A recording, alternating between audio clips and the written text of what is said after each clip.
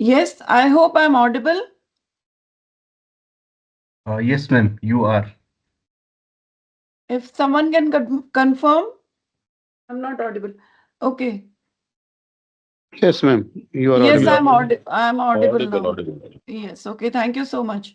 I hope the screen is visible and it's changing. Yes, yes. Yes, ma'am. Yes. Yes. So we welcome all of you, and our expert is also here waiting for all participants to join.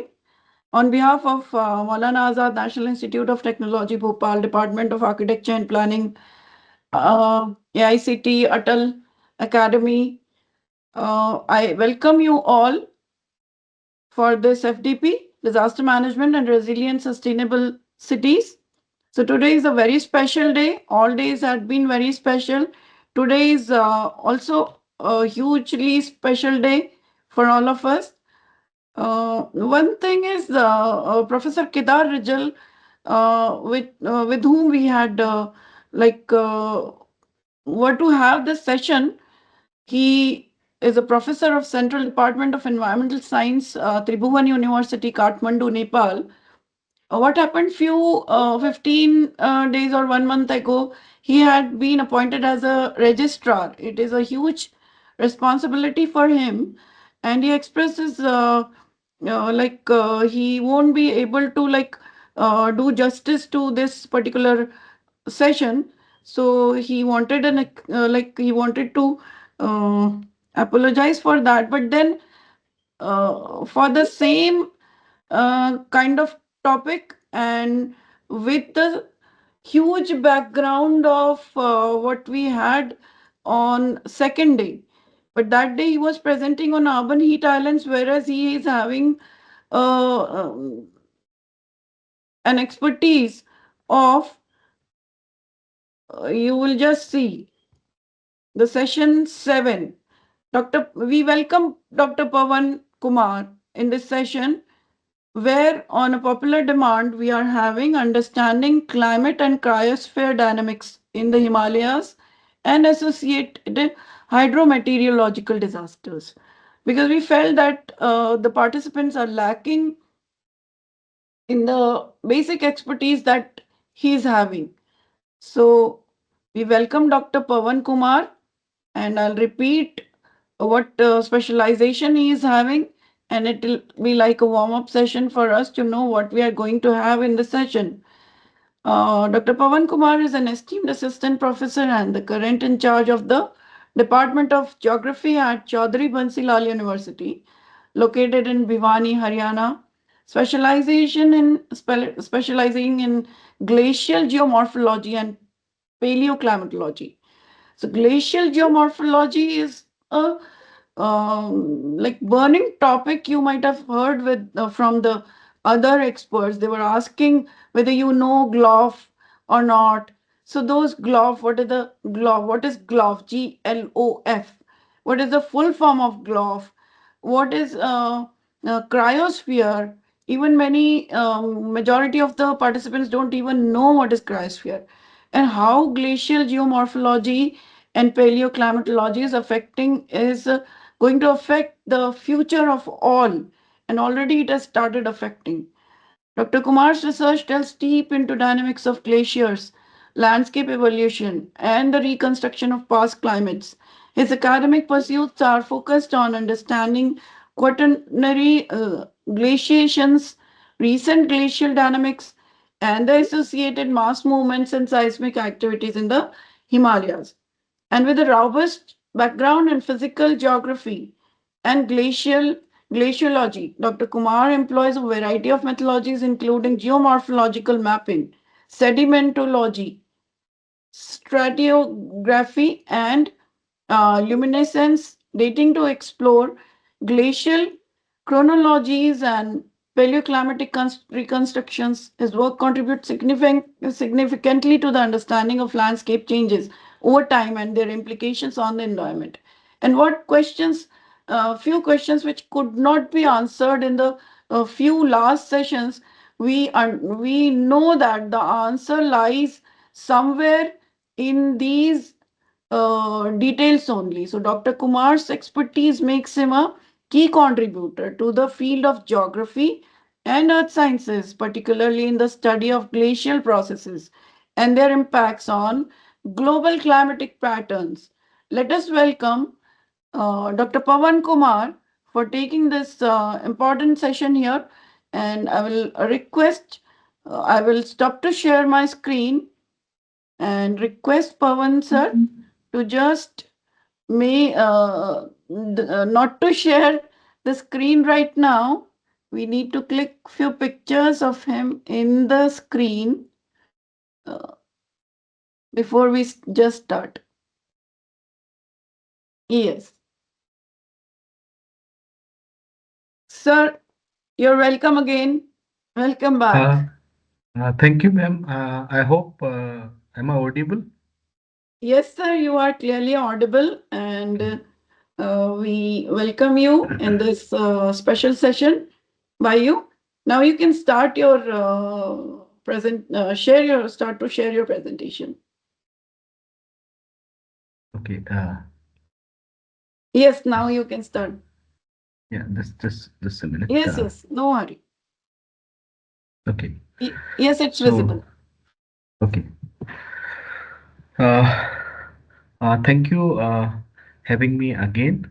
So I hope you had a very nice day today, and it is going to again a long day as like previous one. Uh, Together with interaction, we can make it a very interesting day, and where we can learn many things. Because all I'm seeing the background of the people. Most of are from planning. Most of are from engineering background.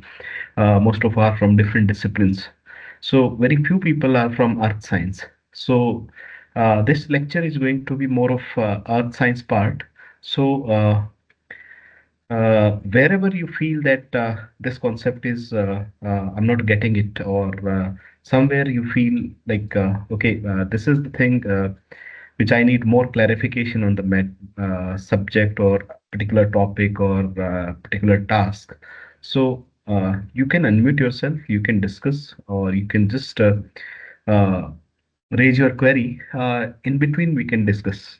So I hope we will have a more interactive session, uh, and it will be a fruitful learning for all the participant, uh, because having again in the same course is always tough for speaker as well as for the listener. But I hope all we come together as a team, and we will take some fruitful lesson uh, from this lecture. So this lecture is a combination of various concepts rather than of very detailed understanding about a single component. So we'll first discuss, there are three parts of this lecture. Okay. First part is like basic understanding about climate. What is climate and how it is changing? What are the previous past records? How climate is fluctuating in the past? And uh, from that, we will switch to how cryospheric processes are operating in the Himalaya, how glacier and snow cover and all other activity are operating in the Himalaya. What are the current dynamics of them? How they are behaving in different part of the Himalaya? What are the various record of past about glacial dynamics in the Himalaya? How mechanism of the glacier is different from the polar region in the Himalayan regions, and subsequently we will switch towards some hydrometeorological disaster like glow, avalanche, and other disaster associated with cloud burst or heavy precipitation in the regions, and what are the consequences of them, and what are the various methods through we can understand them, and we can mitigate them. So this will be a brief outline. This is the brief outline about the lecture, and now we can start with the lecture. Okay. So we have to understand, as I mentioned, lots of participants are from non-geoscience background. So first we need to understand what is weather and climate. Okay. The basic difference we can say in weather and climate is uh, weather is a differentiation of climate, and climate is an integration of weather. Okay. So some atmospheric phenomena are happening for a shorter durations, like few hour to a few day, is a part of weather. Like we have a rainy season, we have winter season. So all these are part of weather. And climate is some of all these atmospheric phenomena for almost 30 to 35 years. And why we are now the question come, why we are taking this as 30 to 35 years? Because 2 by third area of Earth is covered by the ocean, and in the ocean we have continuous exchange of heat and salinity.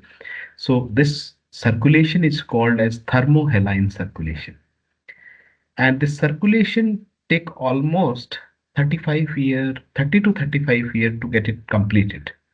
So heat is exchanged in the ocean from surplus area to the deficit area, from one ocean to the another ocean. The complete system of Earth is integrated, and this thermohaline circulation took almost 35 years.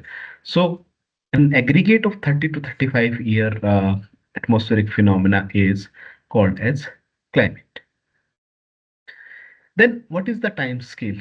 The history of Mother Earth is 4.6 billion year. We don't have that much records, but see, uh, time scale here could be understood in a way that what we are looking for the climate, like what is happening in the last 100 years, what is happening in the last geological time period, what is happening in the last era. So all these things, like time scale is very important, because at what scale we can say we are looking uh, the dynamics of the climate, that is very important. Another important understanding is, see, Earth is a very uh, diverse in term of physiography, in term of locations, in term of the process. So we have operations of various local system as well as the global system. So where local system, for example, take, we have Indian summer monsoon. So the another polar climate, they have their own circulation. So in the Earth climate, we have a bigger system, and in bigger system, we have small systems, and the small system are very complicatedly integrated with each others. Uh, we have in Pune, we have Indian Institute of Tropical Meteorology, and they are working on climate modeling and other part. So various research institute in India also establishing that there is a teleconnection of Indian summer monsoon with the poles, especially Antarctica regions. So we have regional system of the climate. These regional system are integrated with each others, and they have their own variations. And all these variations, diversity in term of physiography, diversity in term of latitude and altitude, and different locations on the earth, and operation of various regional, local, and global system all together make it spatio-temporal complexes. So what is happening here may not be happening at the other place, or what is happening here may be happening with different intensity, different magnitude, and different frequency at different place. So uh, we have to understand, like Earth climate was never stationary; it is continuously changing. So what we have to understand here is what is the magnitude of that change, and what is the intensity of the change. If we understand what is the magnitude of the change and what is the intensity of the change, then we are able to understand about the drivers of the climate change. What are the forces? Uh, we discussed day before yesterday. Earth climate is largely controlled by external factors, very minimal role of internal factors. So the driving forces are within the earth, over the earth, and they are outside the earth. So all these factors are contributing to the climate of the earth, but altogether they are contributing with different permutation and combinations. And while they are operating with different permutation and combinations, they leads to different intensity, magnitude, and frequency of change in the climate. While we are saying like climate is changing, very important thing is reference point from where we are looking at the change. Because if suppose if we are in a cold phase of climate and we are looking at like something is changing, so if climate is returning to the normal, if we are looking a reference point from the cold phase, then we are in warm phase of climate. And if we are drawing the same reference with the warm phase of climate, then we are already in the cold phase of climate. So from where we are uh, taking the reference of the climate. And very interestingly, why I'm mentioning it, because from 15th to 18th century, 1850, there was end of little ices, and coincidentally, that was the time where industrial revolutions and other things are taking place. Observations of climate and all these things are taking place. So we are taking that reference point from there. Uh, so reference point also matter from where we are drawing the reference point, at what scale we are drawing it, and from which areas we are taking the observations, and what forecast or what understanding we are generating about the climate. So these are the basic things we are going to discuss in the portion of the climate. Okay, Earth has gone through various phases of fluctuations. Some are long, some are short, and if we especially take with very recent geological time, we have different glacier and interglacial phases in that climate. So, so Earth climate is fluctuating. It is fluctuating in the recent geological past, and there are various cycles of glaciation and deglaciation, and uh, in last 2.2 million year, and in last Holocene, like 10,000 year, we are taking Holocene time as a in quaternary period. We have two time frame. One is Pleistocene and another is Holocene. So from 12K to 10K, where we have human history known human history. So that is considered as Holocene time period. So within Holocene time period, there are various fluctuations of the climate. So let's see this picture. So it's almost 500 million year temperature before present. So you Sir, can see. sorry. Sir, Uh, have you changed the slide? yes, yes, ma'am. Ah, now it has changed. So Okay. sometimes it so happens that we don't know whether the slide is changed or not. Is there some way that when you change the slide we know? Okay. Because sometimes you I'll speak about the title about on the yeah, slide you or just say, for okay. example, when you change the slide, you have to say next slide. Oh, So we'll know. oh, Otherwise, sometimes you speak on one slide and we don't understand whether you are changing or not. So we don't want to okay. miss any slide. Okay. Okay. Thank you, sir. Okay, from here, Earth history is 4.6 billion years, and we have the temperature of last 500 million before present. So here it is present. We are here in the present, and we are looking at 500 million year before present. So if we see reference point matter, if you see the temperature from here, we are in a cold phase of climate, and if you see it from here, then we are in warm phase of climate. Same here in Eocene or Miocene and Pliocene time period. If you see till here, then we are in a cold phase of climate. And if you see from the Pleistocene fluctuations of the climate or last glacial maximum or younger dryas, then we are in a warm phase of climate. So uh, you remember that I told you from these fluctuations, uh, kindly try to depict what is the intensity, what is the magnitude, and what is the frequency of change. Somewhere change are taking in a very cyclic manner, somewhere change are in non-cyclic manner, somewhere change are gradual, somewhere change are very sharp in the nature.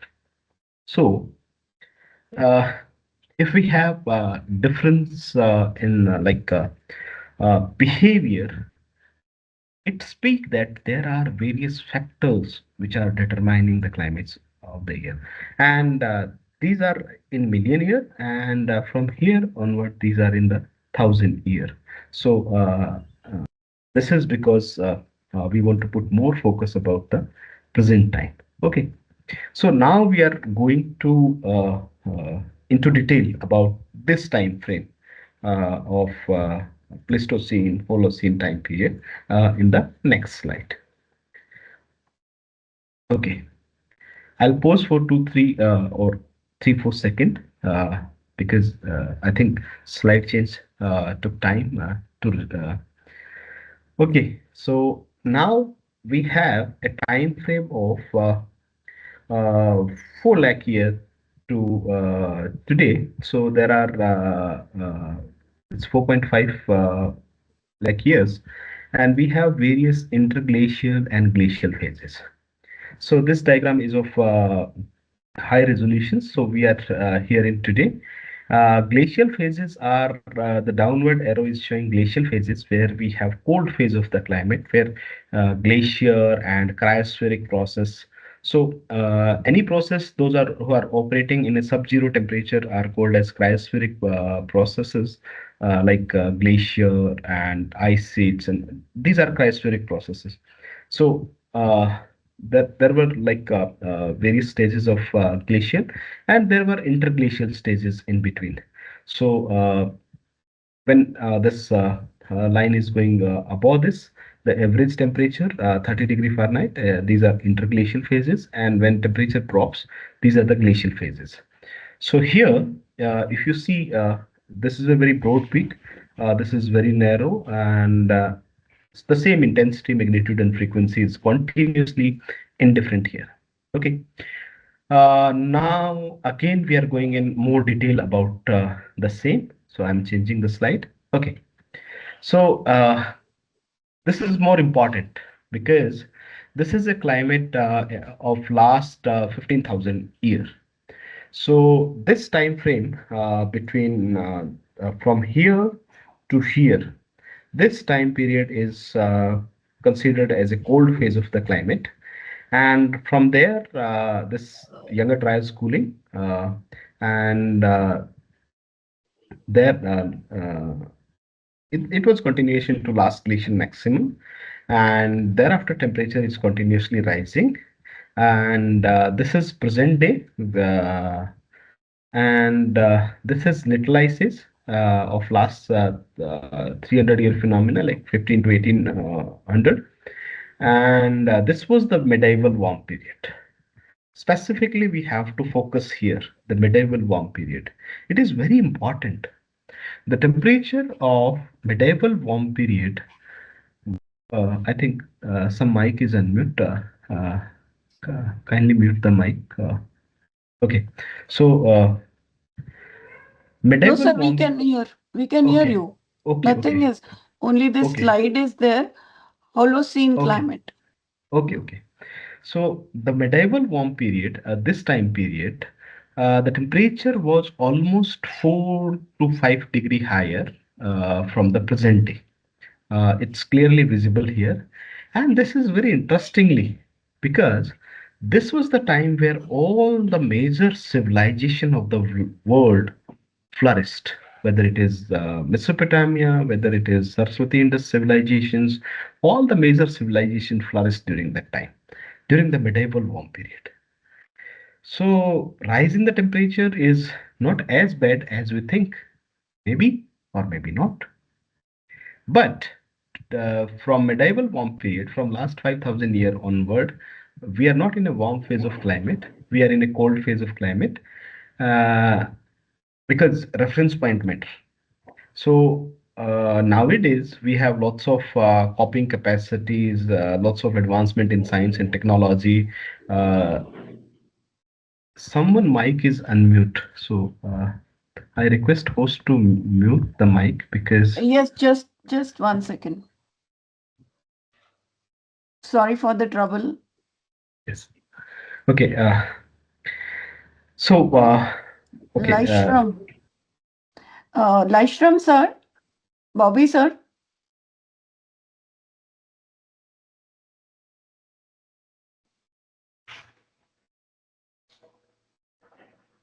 Okay. I hope it is clear to all of you. And now I'm moving to the next slide. So now from million year to 1,000 year, now we are coming in 100 years, and what is happening? Because there are lots of factors like the sunspot cycle is there. It's a 23-year cycle, and that is significantly altering the climate or the temperature of the earth. And this diagram is showing that the time period during little ices. Although little ices was a cold phase of climate, but within that cold phase of climate, there are variations, and these variations are perfectly correlated. This data is constructed from uh, high scores with the ratio oxygen isotope ratio of delta 16 and delta 18. So with this technology, this isotopic analysis, we are able to trace, even nowadays people are using it. Suppose precipitation is happening at one particular place, or snowfall is happening, so by collecting samples, people are able to trace it with this technique from where the water is coming. So from which particular ocean, or what is the source of the water. So if you see, all these solar minimum are perfectly correlating with the uh, temperature. So this is water solar minimum, temperature was less. Dalton solar minimum, temperature was less, and this was a cool period. So see, within the cold phase or within the warm phase, there are cyclic fluctuations, and it is perfectly correlating with the uh, solar minimum and maximum. Okay, now uh, it's very popular that we are associating climate with one particular component, and over exaggerated association with the CO2. CO2 is continuously increasing. It was fluctuating in the past as well as, but especially after industrial revolution and this 1880 or 1890 onward, there is a very uh, sharp increase or very rapid increase in the CO2 level because of combustion of fossil fuel and all other human activities. So this is a very sharp increase. But let's see whether it is correlating with the Earth climate or the minute fluctuations within Earth climate. Okay, so this red area, there's change in slide. This is climate change in CO2. This red area is showing the level of CO2, how it is increasing. And these are the phases of the climate. Uh, these are the phases which drawn from Pacific decadal oceans, like change in the temperature or change in the some isolated locations. Very well authenticated data by Estabrook. He was director of U.S. Geological Survey. So they have Don Estabrook. They conducted the study. So here, rise in CO2 is perfectly correlated with a warm phase that is associated with a solar cycle. From here, 1950 onward to 1980, CO2 is increasing, but there was uh, less temperature in comparison to that. I think this slide will give you more conceptual understanding about this process, how it is changing. So just observe that level of increase in CO2 from here. And now we are here. So there's a warm phase, there's a cold phase, there's a warm phase. Although altogether it's a warm phase, but within the warm phase there are cold phases.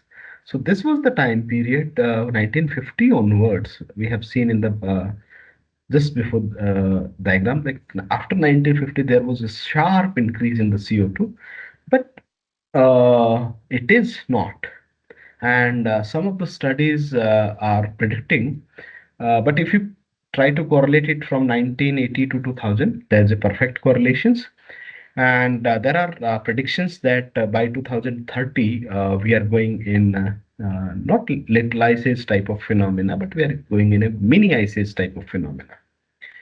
And the signatures are quite visible from Himalaya. There is a institute with DRDO.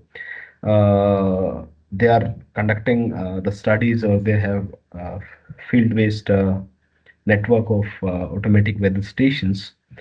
Uh, there's an institute called Snow Avalanche and Study Establishment, SASE. So they are also observing the same phenomena in the Himalayas. Like from 2000 onward, there is not significant but slight decrease in the temperature.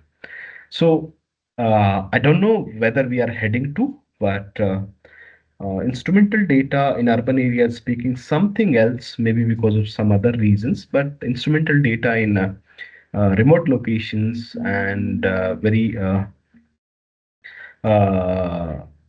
far locations, same signatures are coming from the polar region as well. So they are speaking indifferently from the instrumental data in man-made environments. So now the thing comes like IPCC. They are the one intergovernment panel on climate change. They do studies. They do modeling, uh, and they project the change in the temperature.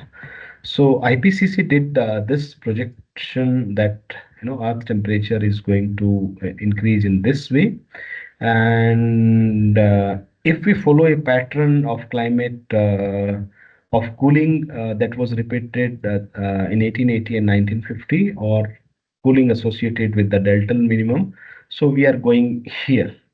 So various theories have various output. In reality, no one knows what is going to happen. So these are model-based data. So from which controlled environment we are creating for the model and what we are forecasting. So better understanding about the models comes from the observation data. So this is we called it like fantasy versus reality. So these are the models. One model by IPCC, and one model by Estabrook, and another model A and B. This green line and blue line are the model by Estabrook, and this is by IPCC for 2000 to 2010. So these were the models. However, reality is altogether indifferent. Yesterday we were discussing about, like day before yesterday, one participant asked like what are the models, and how we are able to predict or forecast the climate. So this thing happened with the model, because model is based on linearity of data, and they forecast the trend in the linearity. But Earth climate is complex, determined by various factors. There are various contributors in the Earth's climate. That's why observed data is indifferent from the forecast data. So, what are the driving forces of the climate? There are some factors that are operating or controlling Earth climate from the Earth itself. So, all such factors are classified as terrestrial factors, those who are on the Earth, and there are factors, those who are operating outside the Earth and controlling the climate of the Earth. These factors are called as extraterrestrial forces or extraterrestrial factors. And another is we are understanding that human is contributing a lot. So we consider anthropogenic factor as a factor. But I'm telling you the limits of understanding of science about climate change is so far we are not able to differentiate what contribution we are getting from terrestrial forces, what contribution we are getting from extraterrestrial forces, and what is the contribution of anthropogenic activity. We are not able to differentiate it, and it's very complex. That's why we are not able to differentiate it. So, what are the extraterrestrial factors that are contributing uh, in controlling Earth climate? It is perfectly depicted by Milankovitch theory. So, uh, there's a famous saying, "Nothing is stationary, all is flux." So, nothing is fixed, everything is changing. So, the distance between Sun and Earth, or the path that is taken by Earth around the Sun, is neither perfect circle nor perfect ellipse, and it is continuously changing.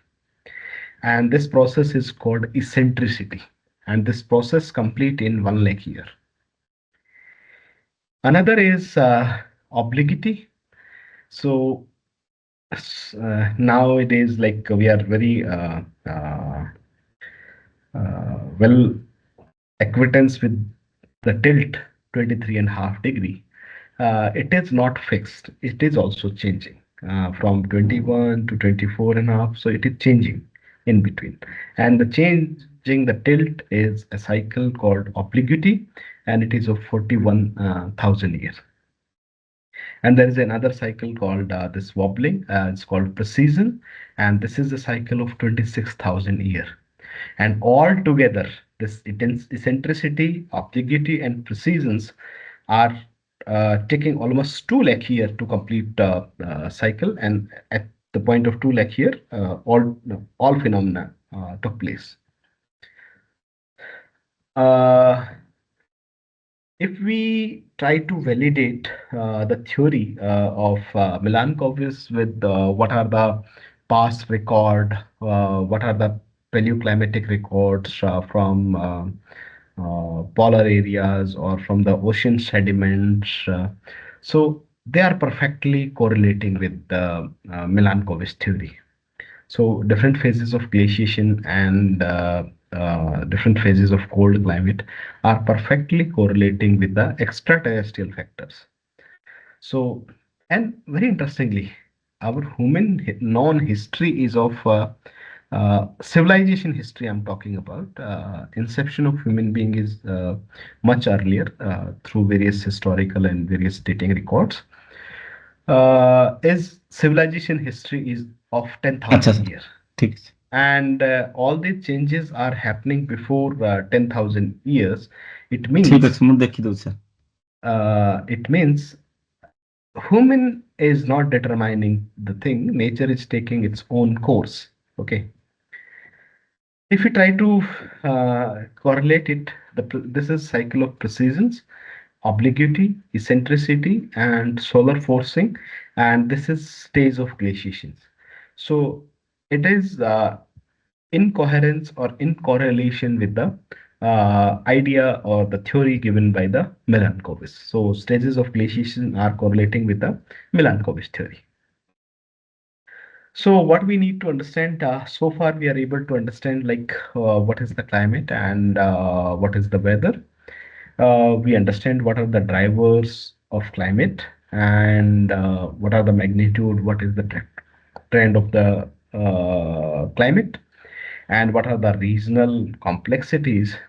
But what we need to do so far, understanding of climate science, we need cross-disciplinary integrations.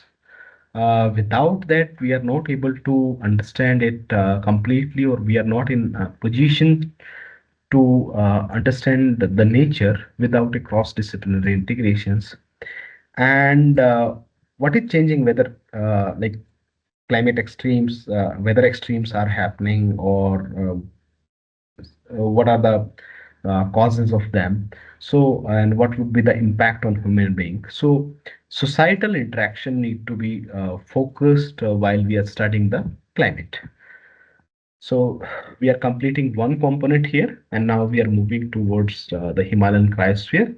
So if you have any questions so far, you can ask, or if you want me to proceed further, I will.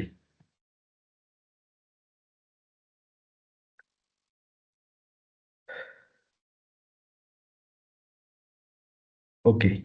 Participants are invited to raise their hand if they have any question in the portion that sir has covered till now. The participants can raise their hand. We will give half a minute. Anybody has any question? Uh, Can we okay, move ma'am. to the? Yes, sir, Okay, please. yes. So uh, this is Sibling Peak. This is Bhagirathi 1, 2, and 3 peaks, and this is Gangotri Glacier. These are very impressive lateral moraine, and these are recessional moraine. So this is Gangotri Glacier, the origin of mighty river Ganga. And now we are going to discuss how glacier are fluctuating and how things are changing. So why studying glacier is important? Because glacier are sensitive barometer of the climate. They are sensitive towards temperature. They are sensitive towards precipitation. Because if something is happening with the temperature, glacier immediately will reflect uh, in terms of their mass balance, and their mass balance will govern their dynamics.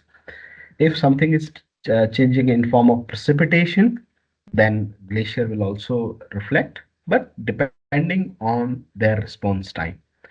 So glacier are laboratory where we can reconstruct the climate of the past. We can understand the interaction of complex climate systems, especially in the South Asian region, where we have western disturbances and Indian summer monsoon. So and it is very important what we are able to understand so far about the glacier and interglacial phases of Himalaya are not correlating with the global phases of glacial maximum or reconstruction of glacial chronologies of various other part of the world. Why? Here, the idea of regional complexity in the climate come in pictures. Why? Because this area is governed by two dominant system. And why this two dominant system make it more complex? Because when there is a cold phase of climate, western disturbance got strengthened, and they are bringing more moisture to the Himalayan region. When temperature rise about 2, 3 degree or 4 degree at any level, then it will lead to temperature difference between land and water, and it strengthen the pressure gradient. And if pressure gradient is strengthened, there will be more intense monsoons and more moisture supply to the Himalayan regions. And because of the orographic control, because of the altitude in the Himalayan region at 5,000, 5,500 meter, in summer and winter, the precipitation will be in form of snow, not in form of water. So uh, what are the various factors that are driving this complexities? Again, physiography of glaciers, like where exactly they are situated. Like glacier in the south of the Himalaya or monsoon dominated region of the Himalaya are retreating, whether glacier in the Karakoram regions that more dominated by western disturbance are advancing. So these are the glacier, almost more than 10,000 glacier in the Himalayan region. I'm talking about Indian Himalayan regions. Altogether, the number will be more. And this is very important reasons because the complete South Asian region is depending on the Himalaya for supply of fresh waters, the supply of water for irrigations, and very densely populated region. So that's why studying Himalaya and Himalayan cryospheric dynamics become a locus for the society, scientists, as well as uh, the political system. So these are the two system. On the western part, it is dominated by westerlies, and on the south of the Great Himalaya, this region is dominated by Indian summer monsoon. So the Himalayan region is a complex interplay of two dominant regional climatic system. This is precipitation regime. So this is the precipitation in pre-monsoon season from April to June. This is the precipitation is in July and September. This is the precipitation in post-monsoon in October and December, and this is the precipitation in winter. So there's a clear demarcation of the line from south of the Great Himalaya. It is largely dominated by the Indian summer monsoon, and in the northern part, it is largely dominated by the western disturbances. Most of rainfall and precipitation are coming in. Precipitation is coming in winter month, so there's a complex interplay. What are the challenges while we are working in the Himalayan regions? So Himalaya are quite vast, different territorial control. So this is a limitation. Another is accessibility to the region because altitude is so high and glaciers start from 4,000 meter. And another complexity is dominancy of two climatic system like Indian summer monsoon and western disturbance.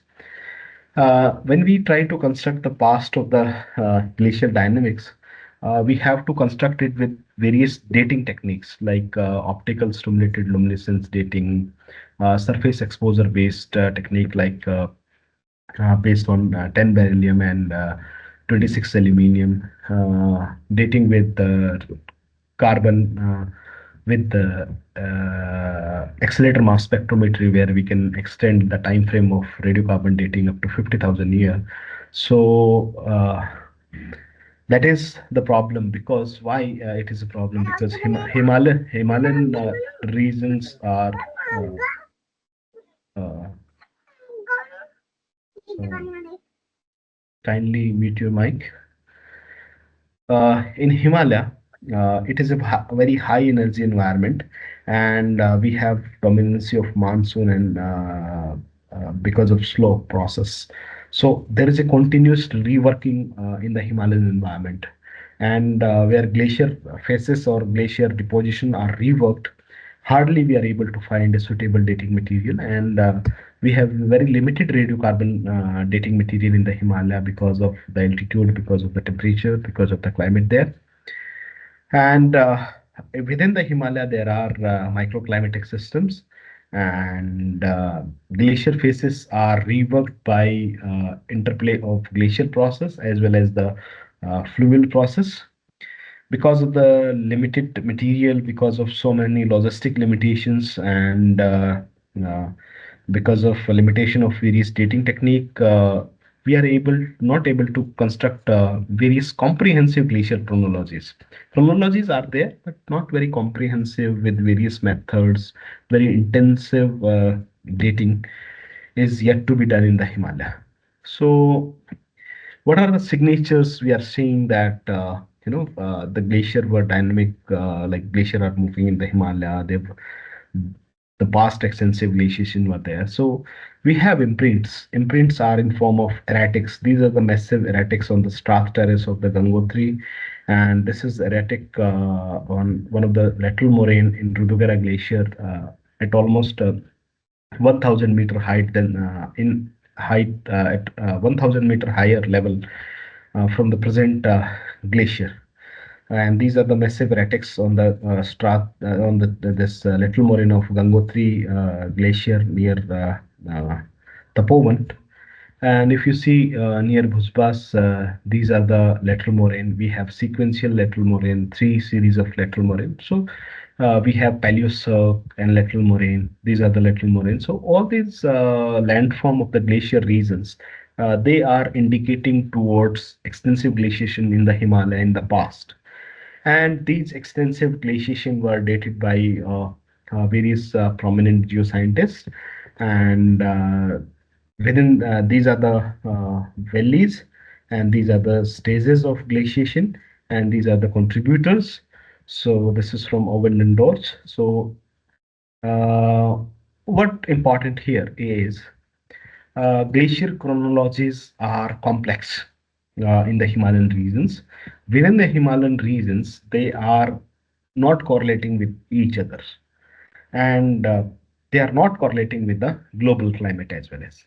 So these are the studies in Pamir regions. These are in the Trans-Himalayan region and Western Tibet. These are the studies in monsoon influenced Himalaya, and these are the studies in monsoon influenced Tibet. So these are the ages from 0 to 100 kilo year. 100 kilo year is in 1000 year. So this is 100,000 year. So these are the marine isotope stages. So you see, there are various extensive glaciation during marine isotope stage 3. And globally, this stage is considered as one of the dry phase of the climate. But at that particular point of time, various Himalayan glacier reported their last glacial maximum, that is considered as last glacial maximum. So Himalayan glacier reported their last glacial maximum between 60,000 year to 80,000 or even beyond that. But if you see the glacier last glacial maximum in case of polar region, case of other part, it is between 18 to 24 kilo year, 18,000 year to 24,000 year. So Himalayan glacial chronologies are not correlating with the glacial chronologies in the world.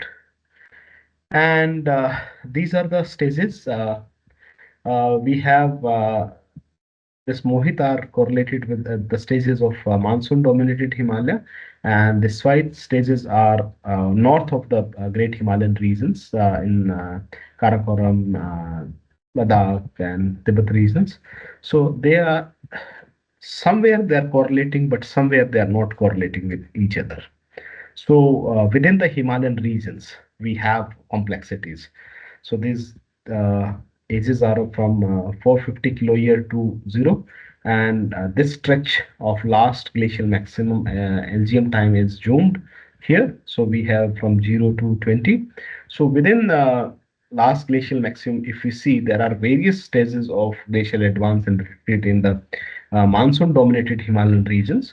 However, these stages were less in the Swahit region, which is largely dominated by the western disturbances. So within Himalayan region, there are complexities. Okay. We have conducted study in the Gangotri region. So it was done by Professor Milap, and I also completed my PhD there. So we are getting last glacial maximum of 61 kilo year or 63 kilo year earlier established by Sarma and Owen. But there are new glacial stages in the Himalayan regions, and these glacial stages are correlating with the last glacial maximum in the globally. So, and this is correlating with the early Holocene cooling. These are the new stages we are able to understand from the region. So these stages are again providing new insight. Like it is not perfectly correlating because there was 18 kilo year to 24 kilo, but from here we are getting 19 kilo year to 15 kilo year. So whether they are synchronous to each other or whether they are overlapping, it need to be investigated further. And let's observe here the time of little ice age again. And we conducted a study with Sani and Dr. Sanjay Deswal in Lahul, Himalaya. There's a Mead basin in Lahul. This is a village where traces of human civilization, settlements, and all these things were there. So it is associated with the little ices, and these are the moraines, and these are the ruins. Uh, these named as Tharang ruins, and these are the settlements. These are the possibles. Cool is the irrigation channels. So these are the cools, and the schools are also having this various evidence on the field. So all this investigated, and what we are saying about the little ices timing, like 1500 year to 1800 year. That was the time where, if you see from here, people are living in the Himalayan regions at the altitude of 3,700 to 3,800 meter, in between 1200 to 1850. Nowadays, people are living at the altitude of 3,400, 3,300 meters. So, uh, why normally when there is a cold phase of climate, people come downwards. When there is a warm phase of climate, people go upward for their livelihood, for agriculture and all other practices. So what it indicates, these are radiocarbon date, very precisely dated at so it means even at a shorter time frame, not only last glacial maximum, but little ice's timing of Himalaya is quite indifferent from the timing of uh, northern hemisphere. So this is Gangotri Glacier. Uh, so these moraines are formed at 4,000 year before, and these moraines are dated at 1600 year before, and this is where from Gangotri Glacier is continuously retreating. From 1866, we have well-established record of here, and it is continuously retreating. So 1850 onwards, most of the large Himalayan glacier are showing retreat, but retreat with different magnitude, different rate. So we'll look into it. So these are the glacier in the Himalayan region, study conducted by Bolge. So these are the glacier of eastern Himalayan regions. They are retreating, but not as fast as glacier are retreating in the central Himalayan regions. These are the large glaciers like Gangotri, Milam in the Garhwal Himalayan regions. These are the glacier in this Western Himalaya, mainly in Himachal Himalaya, Bada Sikri, Mead, Chota Sikri glaciers. So they are retreating, but rate is different. And these are the some glacier in the Karakoram regions. So they are advancing, retreating, very complex type of behavior of the glacier. Okay. So this is a photograph by Orden, and this earlier very well-known recorded photographs of Gangotri Glacier. First inception photographs was taken in 1866 by Samuel Brownlee, and this is the photograph by GSI in 1935. You can see this. There's a perfect cave here, and this is known. This the formation of this cave is known as Gomukh. So it was here in 1866. Here in the photograph was 1935, and in 2024 and 25 the glacier is here. So retreated almost 2.2 kilometer, but still the glacier is of 30 kilometer long, and this is the well-established record of the glacier retreat from 1866 to 2019. We have mapped till here. So There's a retreat of almost more than 2.2 kilometer. There was a forecast about Himalayan glacier that by IPCC that by 2035 Himalayan glacier will vanish. Although for the fourth assessment report they have to return a public apology that their forecast about Himalayan glacier was wrong. Uh, such type of conclusion will come if we try to understand, instead of understanding the climate, we try to conclude the climate with the model. So these are the some pictures like you see Kalapani Glacier and Glacier. Yes, some glacier, it's 1992 photographs in 2013. This part is gone. Some glacier are retreating. Same with the Kalapani. Some this Gomukh in 1935 and Gomukh in 2013. You can see this portion is gone. In case of Rudugera, this portion is gone. So the glacier are retreating. Very interestingly, there's a glacier. One of the major contributor in the Gangotri Glacier named Chatrangi. It detached around 1970. This is Gangotri Glacier and this is Chatrangi Glacier. So it's a tributary and it detached around 1971. So in 1990, this is Gangotri Glacier, this is Chatrangi Glacier. This was the distance. And in 2010, the glacier retreated further. And very interestingly, in 2013, one flank of the Chaturanga Glacier advanced, while Gangotri Glacier is continuously retreating. So within a region, glacier are behaving differently with different time frame. At one point of time, glacier is retreating. After some time, one glacier start advancing. It means uh, with the climate, there are some other local factors like physiography, size of accumulation area, avalanche feeding. All these factors are contributing to the mass of the glacier.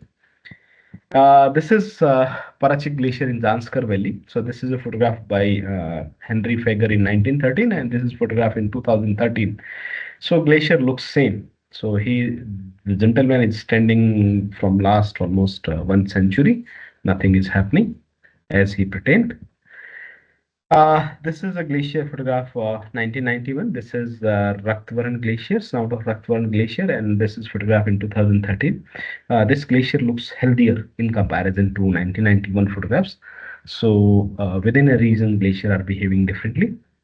So glacier are not only retreating, but there is a vertical thinning in the glaciers. Like they are going, the thickness is continuously increasing, this decreasing, especially in the ablation area. So this is rate meter per year. So the monsoon dominated glacier are reporting more thinning in comparison to the regions in Karakoram and all. They are reporting gain in the thickness. So while we are studying the glacier, we only not need to focus on the terminus or the snout of the glacier, which is the maximum extent. We need to understand the change in the thickness, which is possible through satellite technology and field-based geophysical survey with drone and other techniques. Uh, this is vertical thinning of Gangotri Glacier in 1975 to 2016. Thinning in the Appalachian area where glacier is getting melting. This is ablation area where ice melt, and this is accumulation area. In accumulation area, we are getting more snow, and in ablation area, melting is thickness is decreasing. Here, thickness is increasing. So I don't know what is happening. At one side we are gaining, at one side we are losing. So nature only knows things. This is how it looks, the change in thickness. This is Nandanban, this is Gangotri Glacier in 1866. And if you see, this is Nandanban, and this is almost like 50 to 60 meter change in the thickness of the Gangotri Glacier. The same with the Meru Glacier. Okay.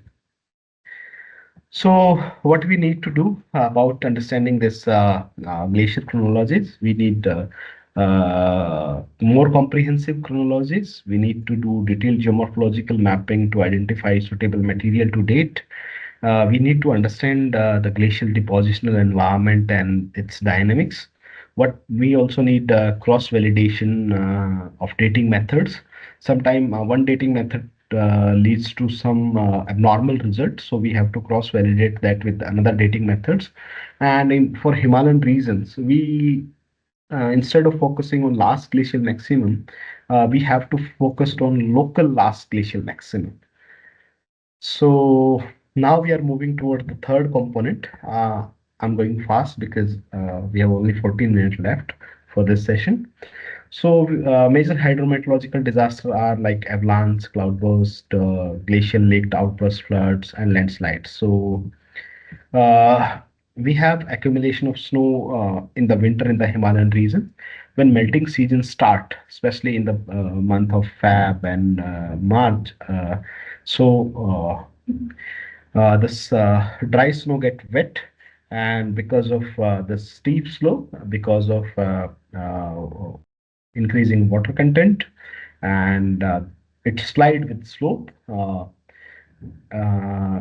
and within fraction of second it drop to valley, and such type of events are known as avalanche, and they are very common in the Himalayan regions.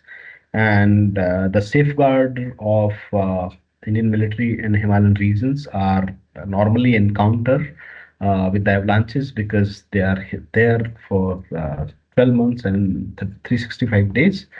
So this is a natural phenomena, and if we are there, so we have to understand the difference between hazard and disaster. So, uh, if any geophysical phenomena happen without any loss of life or livelihood, so that is called as hazard. And when there's a loss of life and when there's a loss of livelihood, then it turn into disasters. So sometimes they are normal geophysical phenomena, but sometimes they leads to disaster, and sometimes they happen in the area where uh, the establishments are trying to understand this avalanche and all other things. So their equipment are also washed out at some point of time because of the complexity of the reasons.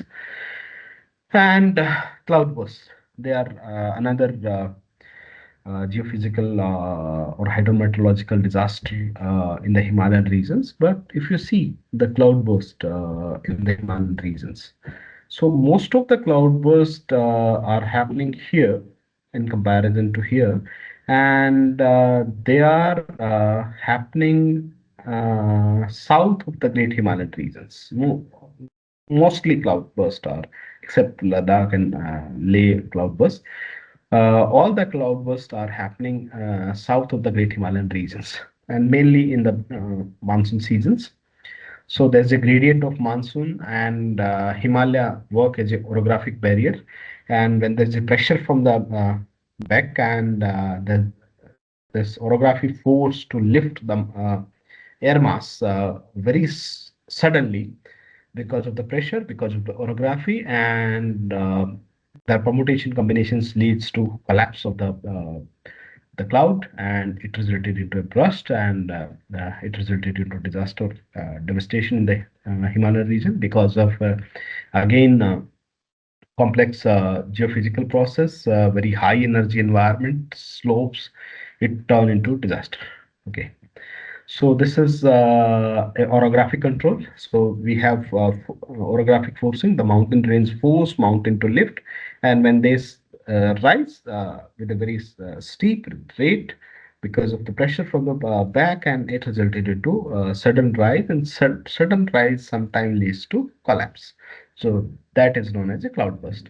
So it can happen with the orography as well as this phenomena can happen with the uh, atmospheric process. So it's not certain that we need mountain to lift the cloud to be burst. Sometimes atmospheric forcing also leads to the burst. So this is the mechanism. There are various conceptual models of cloudburst by Das and other scientists. So in this, all these models, orography play a very important role.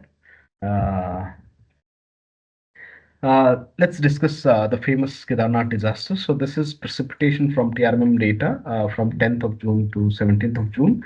And this is the precipitation in 13th of May to 15th of May. There was a huge precipitation in these regions, and this was during the disaster.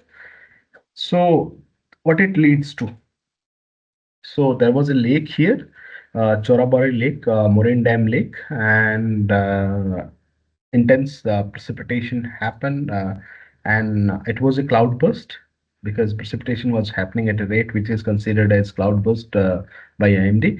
And this cloudburst, this Chorabari lake burst, and heavy downpour in the region, steep slopes, availability of huge debris from the glacier, and slope processes lead to devastation, what we all have seen. And this is the point where lake was breached. This is the place where the Chorabari lake was there, and all together it leads to a disaster which we all witness. So this was the lake before the event, and this was the lake after the event. So see, this glacial lake outburst floods are uh, not of such magnitude which can result into such devastation, but when they are combined together with some very heavy precipitation events or cloudburst or other phenomena, then it leads to devastations. It work as a triggering factor. So this was the lake, and what plays a very important role, the precipitation, heavy downpour at that particular time, cloudburst, and the slope. So from here it was 12-degree, and there it was 23-degree. So uh, it play a more important role because the high energy environment in the Himalayan regions are either triggered by the monsoon or either triggered by the slope. So, not only this heavy precipitation resulted into devastation towards Kedarnath side, but altogether it impacted. So in 2013, we were in the Gangotri Glacier. So these were the supraglacial lakes. So what happened? So these when heavy downpour happened, so all these supraglacial lakes flooded, and these were near to the snout, and resulted into almost 170-meter length section, and almost more than 300 or meter section of the glacier ice detached from the glacier in one go from the Gangotri Glacier. So Gangotri Glacier before it was looked like this, and after this disaster, because these were the supraglacial lakes, and this complete section was detached, and it looks like this. So this section was detached. So such type of event also attribute to the change in the glacier. And there was a glacier lake here. And what happened? This Gangotri glacier is continuously retreating, and because of the retreat, this slope is getting unstable because glacier is of 1 kilometer width and almost 100 meter in thickness. So when it retreat, this slope got unstable, and there was a lake here, and similar precipitation event happened in 17, and this resulted into burst of this lake, and this Bhagirathi Valley was filled with sediment with a thickness of few meters to a length of 2.2 kilometer. And this river, earlier river was flowing here. There was signature of glacier retreat and all. All these signatures are replaced, and the river is shifted, uh, forced to shift on this side. And there was a formation of lake in front of the Gangotri glacier. So such phenomena are more frequently happening in the Himalayan regions. So we have lakes. These are the lakes in the Himalayan regions. So we have lakes here, and number of these lakes are increasing, and they are point of great concern because some of the lakes are of very high risk, and very high risk are located on the eastern part of the Himalayan region and central part of the Himalayan regions. So these red dots are showing the vulnerable lakes in the Himalayan regions. So this is a Ghepang Lake, a very large lake, why these lakes are important for from the disaster perspective as well as from the glacier retreat perspective. So when moraine dammed lake happened. So there's a huge accumulation of water in the vicinity of the glacier, and this water act as a calming effect to the glacier, and it enhanced the melting of the glacier, and the size of the lake is continuously increasing. And when the size of lake is continuously increasing, it the lake become more vulnerable, and it is at normal this of this Sisu village is in the downstream and slope is steep. So when there's a heavy precipitation event or there's a burst happen, there will be huge devastation in downward side. So this is a complete schematic summarization how this globe process happened. So this glacial lake outburst flood can be triggered by various factors like heavy precipitation, cloud burst, or some avalanche. So we have like mountain here, if some avalanche, there's a huge dump of mass through avalanche or through landslide in this.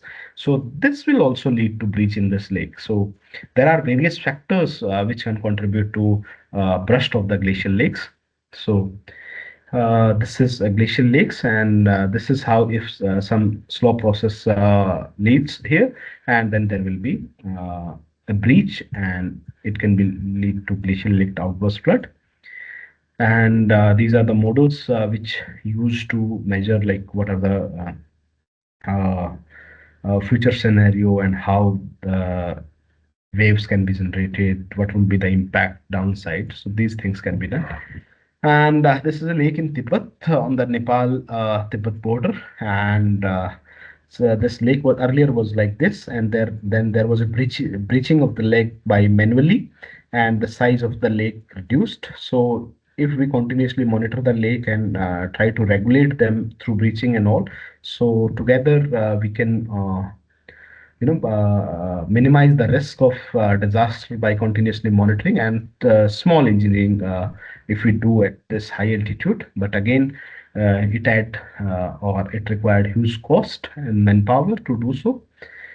So that's all from my side for the day. If you have any doubt, we can discuss. Uh, I'm Yes, sorry. please. The participants, please raise your hand because the next expert is also there. Please quickly raise your hand if you have any question.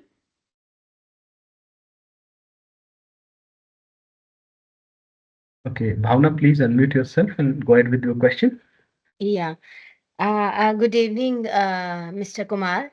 I'm Bhavna Vasudev. And while you were showing the Kedarnath disaster, and you were showing that there is a lake at the upper level, and then there is a sharp, very angular slopes, and that probably has led to this disaster to be so bad, you know. So in that case, I mean, I am not a earth science person at all, and very limited, very limited knowledge. But I want to understand, is there any way these kind of a thing, there is some kind of a, the solution, man-made solution to prevent this kind of disaster in future at other location or maybe at the same location? Ma'am, we can't stop natural phenomena to happen, but we can regulate them. If there is a lake, we can take the measures to breach it manually. So breaching manually, especially before monsoon seasons or before massive glacier melt, can we can minimize the impact, but we can't stop happening natural phenomena because they are like cloud burst and all other events are bound to happen in the Himalayan regions. Best way is we have to set our limit with the natures. So while we are encouraging in the domain of the nature, we are getting affected, and this natural phenomena happening resulted into disaster. So we have to limit ourselves. So, my second question, if you allow, you said that we have to limit ourselves. So, what is your view on the kind of development which is happening on, the roads and even the railway line which has been happening, so that we can reach right there without exerting ourselves.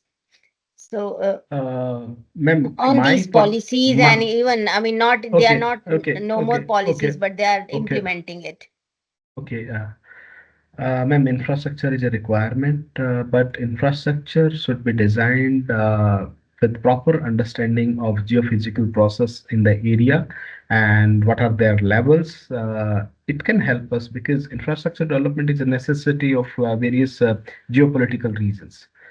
But designing in a way to understanding the process or the phenomena operating in the region, this is how we can create our infrastructure and minimize the loss.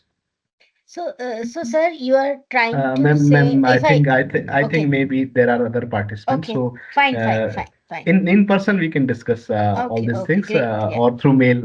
I think. And next speaker is also here, and I'm encroaching Yes, his yes. time. I'll request. Sir, sorry, sir. We had a wonderful presentation. Thank you for taking out your precious time. And on demand, you are available and you have described a lot. There are many questions.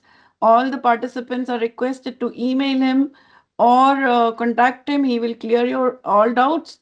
And we request our second expert, Biswajit sir, please switch on your camera and I will request my team members to please, uh, switch on their cameras. We will have a picture of our team.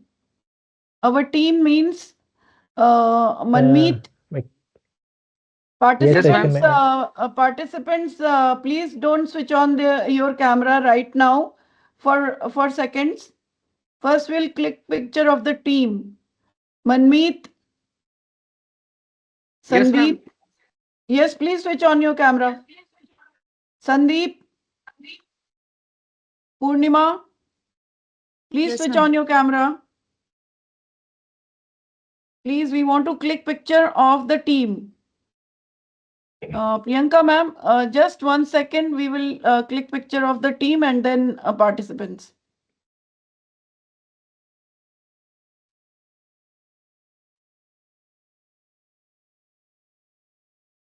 Biswajit sir, I hope yeah, I'm. madam. Yes, can you hear me? Yeah, welcome to the Yes, yes. presentation. Now, Yes, it's Manmeet. Yes, yes, nice just to a see you second. all. Yes, ma'am. Manmeet, Yeah, just Yes, ma'am. wait. No, I'm just changing the view to get a better picture. If somebody's, yes.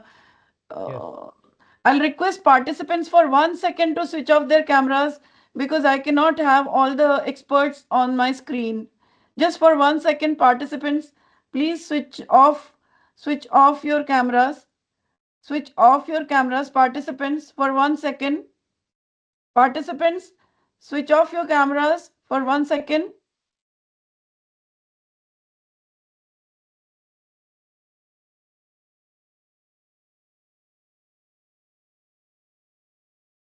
My team, if you're watching Sandeep, Purnima, please click the picture later. Send the picture to me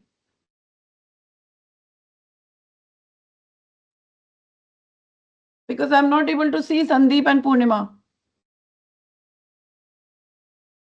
Sandeep, Purnima, please click the picture.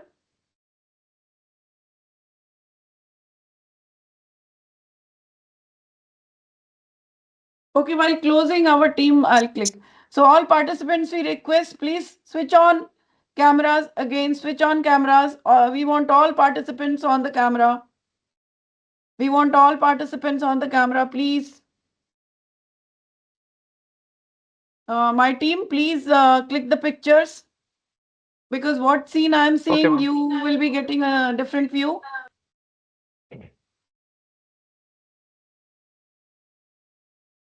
Everybody switched on the cameras.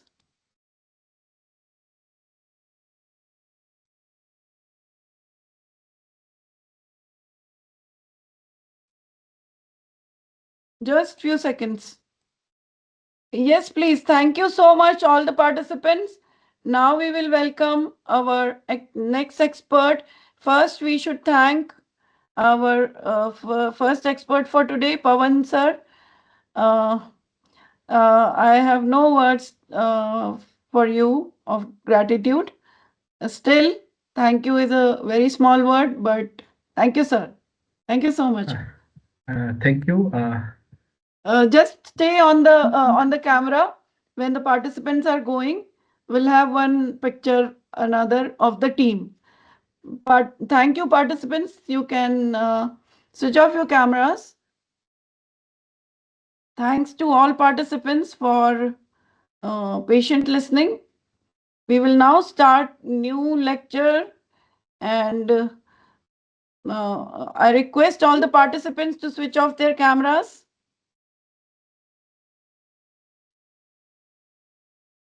Yes, Manmeet, can you see Sandeep and Purnima?